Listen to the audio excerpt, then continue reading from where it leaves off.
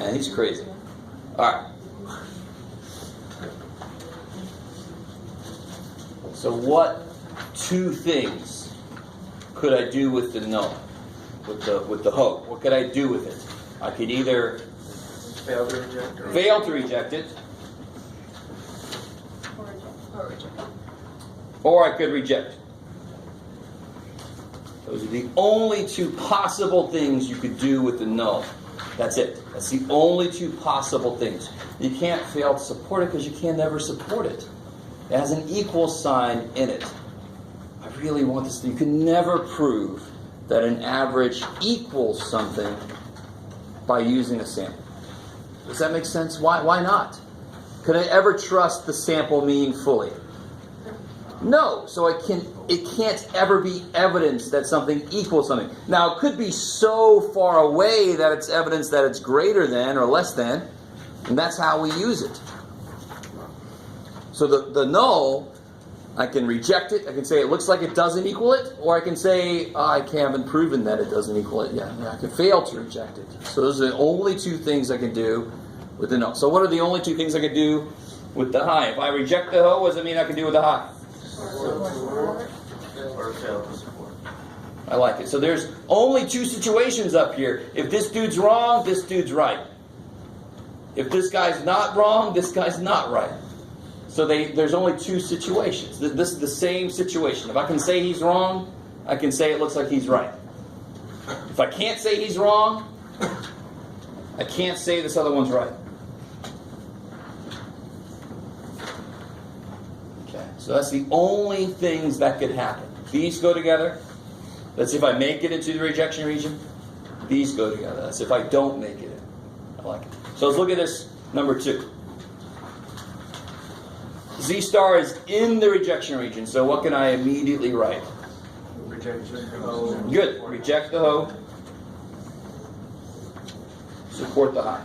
And I didn't care what my statements were. I didn't care what my claim was. If I'm in the rejection region, that's why we call it the rejection region, because we can reject the null, support the high. I like it. Now I care about what my claim is, right? Because there's two options here. I want to say reject the claim that or support the claim that. Let me say this again. I want to say we found evidence to reject the claim, or I want to say we have found evidence to support the claim. So you see why the one that my claim is tells me which way to say it. So what is my claim? Is it HO or H1? HO. Why? Because that's my claim right there. And didn't that go into HO? Yeah. So it wouldn't make any sense to say we found evidence to support the claim because H1's not the claim.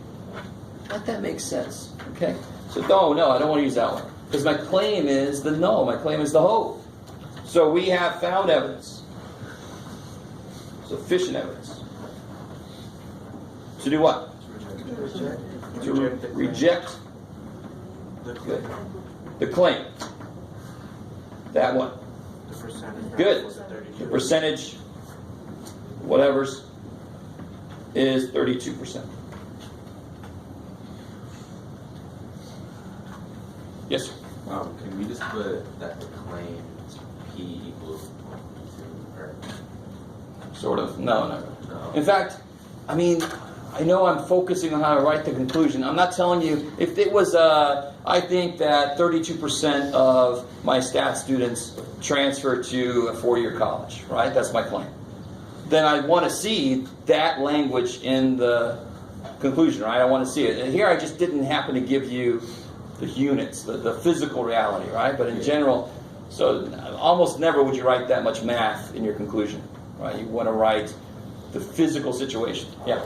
This from the beginning, but what tells you if you're going to reject the ho or the high? Oh, if you get into the rejection region. I mean, if you don't get into the rejection region, that means I failed to reject the null. Let that be good. That's why it's nice to call it rejection region. Some books call it the critical region, which is, why would you do that? Let's call it rejection region. Makes more sense, hopefully. All right. So this one, I didn't make it in. So I failed on both counts. Which one of these am I going to use to write my conclusion? My claim was the ho. So I'm going to use this language. So we have, Found sufficient evidence. did we succeed or fail? Fail. So we have not found. So if it's failed, we didn't find. We failed. We didn't find evidence. We suck. So we have not found.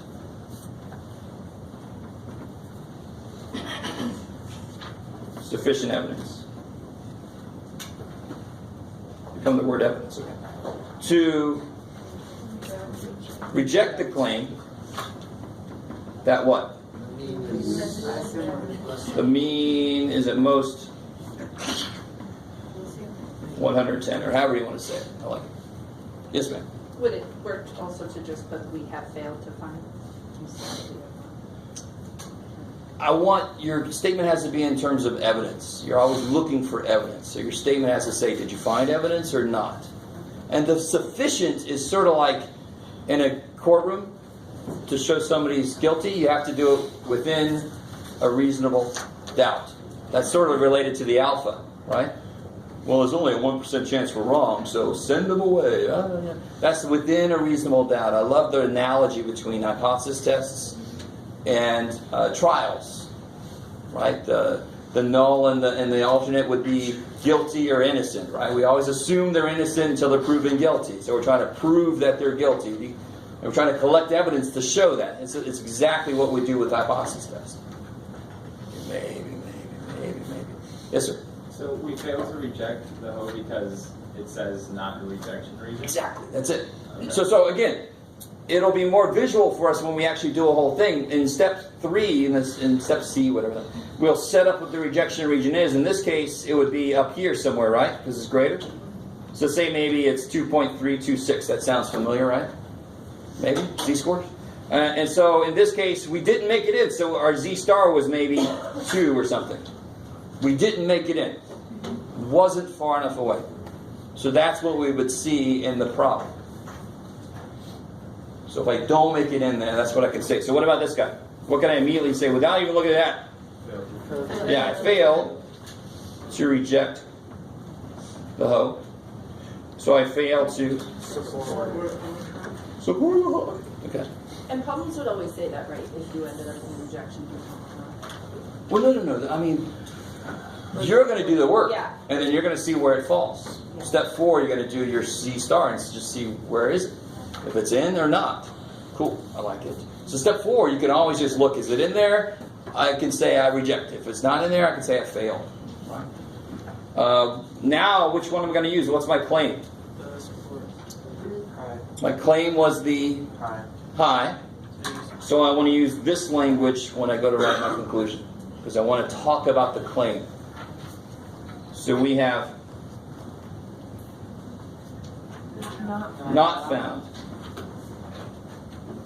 sufficient evidence to support the claim that the percentage is less than 32%. So people, now I understand, I think, what were you guys saying? Well, you're talking about 4 and 3, I can't remember what you're saying, but see how 2 and 4 are related? It's just that here the claim ended up being the hoe, and here the claim ended up being the high. Does that really mean anything? No. Alright. I didn't know how to construct this just to get at this one piece of the hypothesis test, so hopefully this is helpful. I don't know. Alright. So it's in the rejection region, so what can I write? Reject the hoe. Support the high. Which one of these is the language I want to use? My claim was the claim was the hoe, right? The claim was mu equals, and that's what the hoe is. So then I want to use this language. So how do I say it? We have found, because we didn't fail. We found sufficient evidence.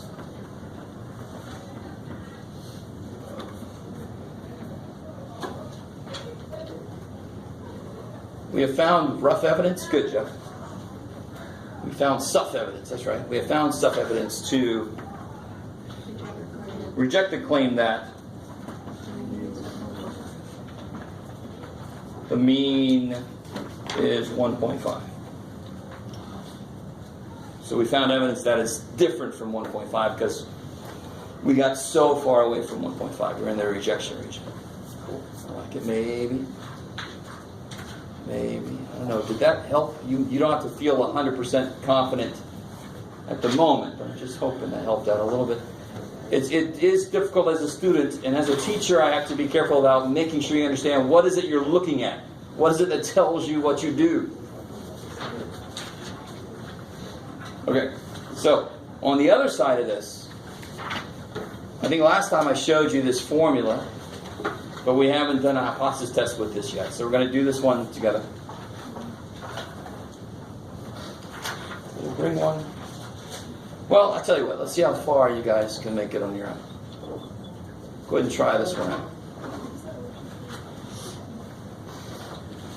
All the steps are the same. It's just that, let me ask you real quick. On part B, what do you have to show? Yeah. Where the no signifier. All right, that's one thing. But with NPQ problems, you always use Z-scores or nothing, right? So that's why I don't even say T-scores there. It's really nice. So with NPQ problems, and in general, I have to show not only what standard deviation do I know, but also I have to show what am I working with to be able to do anything. It's got to be what kind of thing that I'm working with. It's got to be normal. So for NPQ problems, how do you show that? Something about 5. NP, NQ. So show that this is true for that step. And then if it's normal enough, you can use Z-scores. If not, you can't do anything, actually. You never use T-scores with this. You're all like